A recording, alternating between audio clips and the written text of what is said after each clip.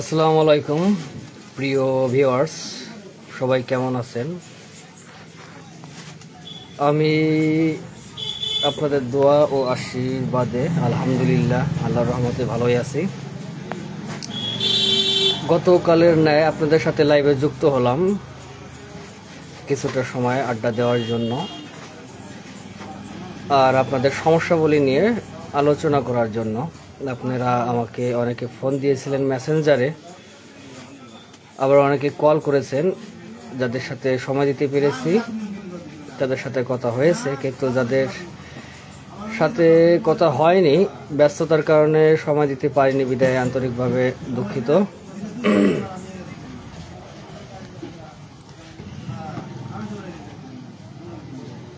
আপনারা আমাকে অনেকে অনেকভাবে বিভিন্ন রকম সমস্যার কথা মেসেঞ্জারে মাধ্যমে দিয়েছিলেন। অনেকের টেক্সট রিপ্লাই দিতে পেরেছিলাম, আর যাদের যাদের দিতে পারিনি তারা মনে হয় লাইনে আছেন। যারা আমার লাইভটা সরাসরি দেখতেছেন তারা মনোযোগ সহকারে আমার কথাগুলো শুনবেন। আমি আসলে আপনাদের সাথে আছি আপনাদের বিভিন্ন সমস্যাগুলি নিয়ে আলোচনার জন্য। যারা যারা আপনাদের ভূমি সংক্রান্ত বিষয়ে অনেকে অনেকভাবে সমস্যা ফেস করতেছেন, আপনাদের সমস্যাগুলির সমাধান কিভাবে নিরসন করা যায় সে সম্পর্কে আলোচনা হবে আজকের মুখ্য বিষয়। আমি বিভিন্ন সময়ে ইতিপূর্বে যে টপিক নিয়ে ছোট ছোট খণ্ডে আলোচনায় এসেছিলাম সেগুলো ব্যতীত বর্তমান সিচুয়েশনে নতুন আঙ্গিকে নতুনভাবে আপনাদের সাথে আমি আজকে কথা বলবো। যে কথাগুলো হবে, কোনো জমি কেনার আগে আপনারা কোন কোন ডকুমেন্ট যাচাই বাছাইকরণের মাধ্যমে সত্যতা নিশ্চিত করবেন, অথবা আপনারা সন্দিহানভাবে জমিতে রেজিস্ট্রি নিতে পারবেন, সে সম্পর্কে আজকের আলোচনায় আছে। আমি মোহাম্মদ শফিকুল ইসলাম, উপজেলা এক্সট্রা মহড়া, পাশাপাশি ভূমি সংক্রান্ত বিষয়ের যে কার্যক্রমগুলো আছে সেগুলো আমি করে থাকি।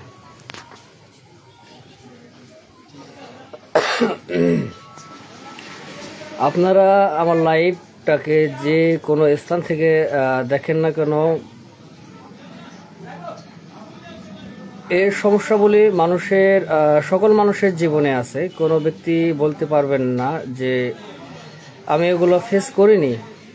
অনেকে জমি সংক্রান্ত বিষয়ে কম বোঝে, অনেকে মোটামুটি বোঝে, অনেকে আবার মোটামুটির চেয়ে একটু বেশি বোঝে। যারা বেশি বোঝে বা যাদের জ্ঞান গরিমা একটু বেশি আছে এ সম্পর্কে, তারা কিন্তু এই সমস্যাগুলো কিভাবে সমাধান করা যাবে সেই স্টেপে দৌড়ায়, অর্থাৎ সমাধান করার চেষ্টা করে।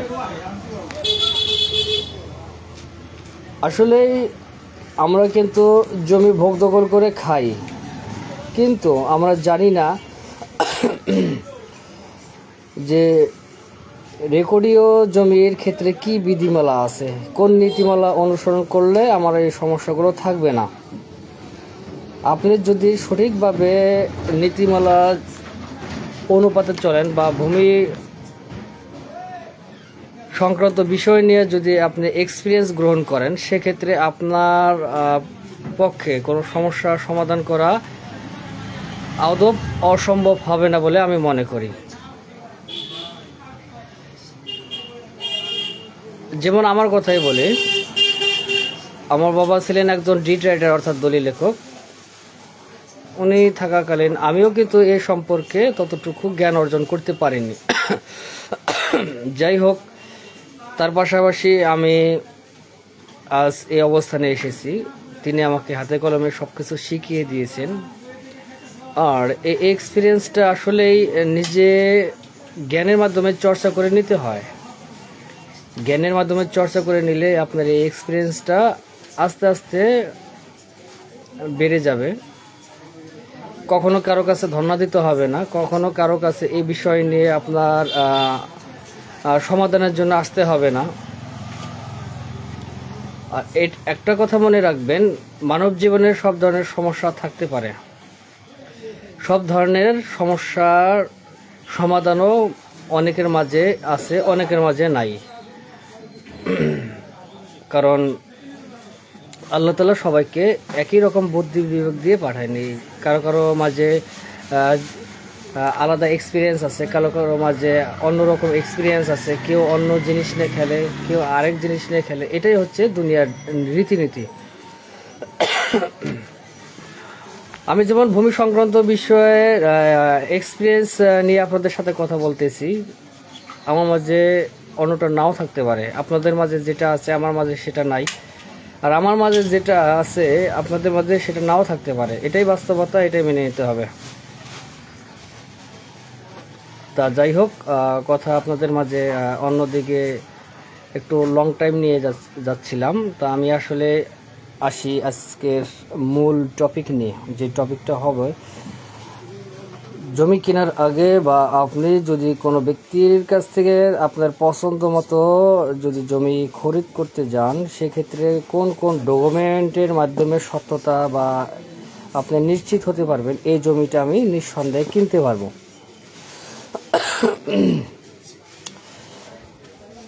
সেক্ষেত্রে ফার্স্ট স্টেপ আপনি যেটা মনে করতে পারেন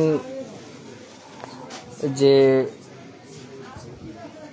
জমি আমাকে দরকার কেনার, এই জন্য আমি এই বিষয় নিয়ে একটু নার্সিং করব, সেক্ষেত্রে আপনার কয়েকটা স্টেপ অনুসরণ করতে হবে। যে স্টেপগুলো অনুসরণ করলে আপনি এর সত্যতা যাচাই করতে পারবেন। আর আপনি যদি না বুঝেন তাহলে একজন ভালো এক্সপার্ট, এই ভূমি বিশেষজ্ঞ যারা আছে অথবা যারা ডিড রাইটার বলতে দলিল লেখক, তাদের সাথে আপনি এই বিষয় নিয়ে আলোচনা করতে পারেন। তা বিষয়টা হচ্ছে, 1 নম্বর, যার জমি আপনি খরিদ করতেছেন, যে দাগ উনি নির্বাচন করছে আপনাকে রেজিস্ট্রি দিবে বলে বা আপনার কাছে হস্তান্তর করবে, সেই জমিটা তার ভোগ দখলে আছে কিনা। মূলত আপনি সবসময় একটা বিষয় নিয়ে খেয়াল করবেন, কোনো ব্যক্তির কাছ থেকে যদি আপনি কোনো জমি হস্তান্তরিতভাবে রেজিস্ট্রি নিতে চান, সে জমিটা ফার্স্টে ওনার ভোগ দখলে আছে কিনা সেটা আপনাকে নিশ্চিত করে নিতে হবে। কারণ আমার লাইফে আমি যতগুলো সমস্যা দেখেছি, আমার বাস্তবতার দিক দিয়ে আমি আমার কথাটা বলতেছি, আমার কাছে যে প্রবলেমগুলো এসেছে, যারা যারা এই সমস্যাগুলো ফেস করছে, যে জমি রেজিস্ট্রি দিয়েছে এক দাগ থেকে, ভোগ দখল দেখাই দিয়েছে আরেক দাগ থেকে, এটা আসলে সবচেয়ে বড় সমস্যা। এই সমস্যাটা সমাধান করা সবচেয়ে আগে বেটার বলে আমি মনে করি। কারণ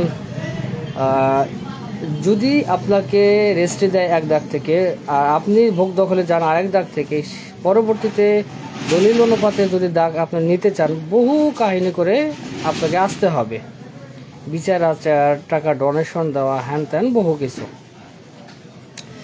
এই জন্যে আপনাকে সর্বোত্তম নির্বাচন করতে হবে যে দাগটা উনি হস্তান্তর করবেন সেই জমিটা তার ভোগ দখলে আছে কিনা, এই সত্যতা যাচাই করা।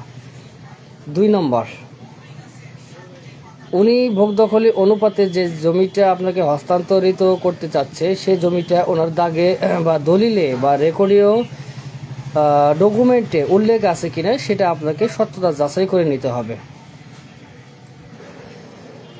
যদি আপনি এই ক্ষেত্রে নাও বুঝতে পারেন বা নির্বাচন সঠিকভাবে না করতে পারেন, একজন ভালো সার্ভেয়ার আমিন, যারা গ্রামে আমিন হিসেবে নিয়োজিত, তাদেরকে ওই নতুন দাগ অথবা পুরান দাগ, এই দুটা দাগ দিয়ে ম্যাপ ট্রেসিং এর মাধ্যমে আপনি এই জায়গাটা সিলেক্ট করতে পারেন যে এই জমিটা কোথায় আছে।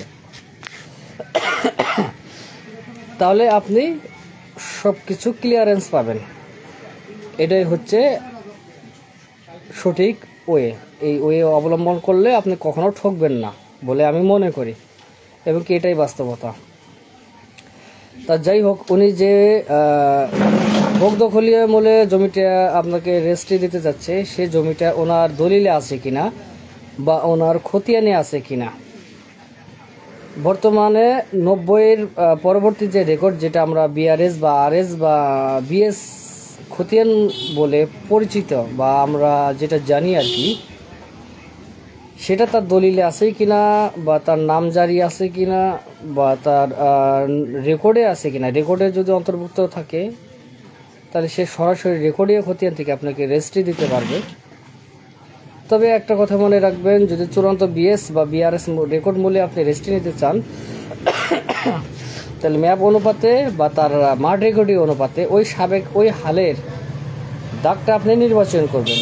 এই নির্বাচনের মাধ্যমে আপনি জমিটা রেজিস্ট্রি নিতে পারেন। সেক্ষেত্রে কোনো সমস্যা বা বাধা বিপত্তি নেই বলে আমি মনে করি। আর 2 নম্বর, তার নামে যদি রেকর্ড না থাকে, তাই তার নামে যদি দলিল থাকে, সে কার কাছ থেকে কিনছে, কী মূল্যে কিনেছে, সে তথ্যগুলো আপনি যাচাই করবেন। অর্থাৎ 63 রেকর্ডীয় পরবর্তী ডকুমেন্টের মাধ্যমে শেষ তিনি কোন মূল্যে কিনেছেন। এই ক্ষেত্রে তার নামে যদি কোনো নামজারি না থাকে, তাহলে আপনি নামজারি ক্লিয়ারেন্স করে রেজিস্ট্রি নিতে পারবেন, কোনো সমস্যা নেই। আর ভূমি আইন বলে কোনো ব্যক্তি নামজারি ব্যতীত রেজিস্ট্রি দিতে পারবেন না। এটা কিন্তু বাধ্যতামূলক হয়ে গেছেন। আর এই নামজারি ছাড়া কেউ কখনো রেজিস্ট্রি দিতে পারবে না এবং নামজারি ছাড়া কেউ কখনো রেজিস্ট্রি দেওয়ার চিন্তা বা পরিকল্পনা করতে পারবে না। এটা 2 নম্বর। আর 3 নম্বরে তার খাজনা ক্লিয়ারেন্স আছে কিনা। যদি ক্লিয়ারেন্স না থাকে, তাহলে হালসনের নতুন আপডেটে খাজনার দাখিলাটা ক্লিয়ার করবেন এবং পরবর্তী স্টেপে আপনি রেজিস্ট্রি নিতে পারবেন। এক্ষেত্রে কোনো সমস্যা নেই। তবে এই ফলো আপগুলো আপনি মেনটেন করলে আপনি নির্দ্বিধায় কোনো ব্যক্তির কাছ থেকে সাবকবলা নিতে পারেন। তবে একটা কথা মনে রাখবেন, বর্তমান সিচুয়েশনে বায়নানামা অনেকে দলিল করে থাকে। সেক্ষেত্রে আপনি বায়নানামা না করে ডাইরেক্ট সরাসরি সাবকবলা রেজিস্ট্রি করে ওইখানে আপনি পেমেন্ট করতে পারেন। কারণ অনেক ক্ষেত্রে বর্তমানে মানুষ ক্রিটিক্যাল সিচুয়েশনে ভুগতেছে, যেটা আমার দেখা। আপনি যদি পার্সন হিসেবে তাদেরকে বুঝতে পারেন যে তারা বায়না যাচ্ছে, তাদেরকে বায়না দিয়ে পরবর্তী রেজিস্ট্রির সময় বাকিটুকু টাকা দিব, সেক্ষেত্রে আপনি বায়নানামা দলিল করতে পারেন। বিশ্বস্ততার উপর ডিপেন্ড করে সব কিছুই হয়, এটা বাস্তবতা মেনে নিতে হবে। আর কোনো পার্সনের কাছে লেনদেন করতে গেলে আসলে ডিপেন্ডেবল হতে হয়। সেক্ষেত্রে ওই ব্যক্তিটাকে যদি আপনি চিনতে পারেন বা বুঝতে পারেন, সেক্ষেত্রে আপনার জন্য বেটার ফুল হবে বলে আমি মনে করি। তা লাইভে যারা আমাকে সরাসরি দেখতেছেন বা এই সংক্রান্ত বিষয়ে আমার কথাগুলো আলোচনার মাধ্যমে যতটুকু আপনারা শুনলেন, আশা করি আপনাদের কাজে লাগবে বলে আমি মনে করি। আর যারা যারা মেসেঞ্জারে নক করেছিলেন, তারা সরাসরি যদি আমার লাইভে উপস্থিত থাকেন, তাহলে অবশ্যই তারা শুনতে পারবেন। আর যারা যারা নেই, তারা আমার ভিডিওটাকে পরবর্তীতে দেখে নিয়ে স্টেপগুলো মেনে নেবেন। আশা করি সবাই বুঝতে পারছেন। আজ এ পর্যন্ত। পরবর্তীতে আপনাদের আলোচনার মাধ্যমে নেক্সট স্টেপে কোন আলোচনা নিয়ে আসা যাবে সেই বিষয় নিয়ে আপনাদের উপর নির্ভর করে আমি লাইভে আসবো ইনশাল্লাহ। আজ এই পর্যন্ত। সবাই ভালো থাকবেন আর আমার জন্য একটু দোয়া করবেন। আল্লাহ হাফেজ, শুভরাত্রি। আসসালামু আলাইকুম ওয়া রাহমাতুল্লাহ।